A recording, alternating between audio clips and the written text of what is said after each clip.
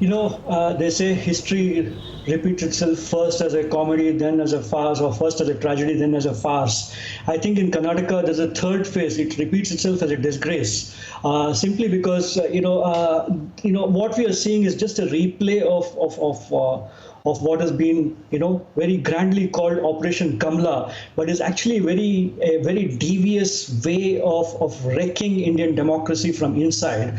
I mean, so many tactics have been made, too many tactics have been used so far to dislodge this government. This is the sixth attempt of the BJP to dislodge the Congress JDS government. So you have seen this so often and so many times and in so many different ways. I wouldn't venture to suggest what will happen tomorrow.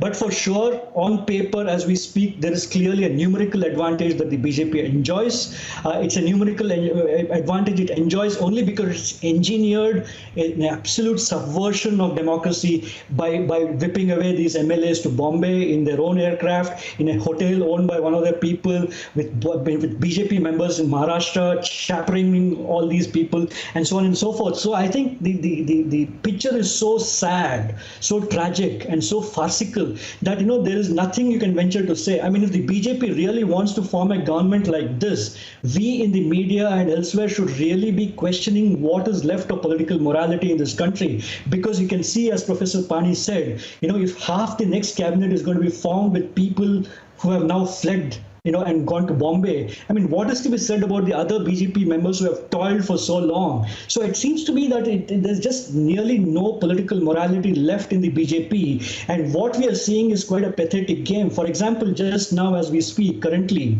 one of the three people who has gone and met this speaker today is the former speaker who also belonged to the BJP, who had summarily disqualified MLAs some 10 years ago, and then was, of course, pulled back by the Supreme Court. But this is the farce that we are looking at. The very people who have destroyed Indian democracy are now trying to tell us that, Indian democracy will be much better tomorrow onwards once this coalition government falls. This government surely does not deserve to stay one extra hour tomorrow.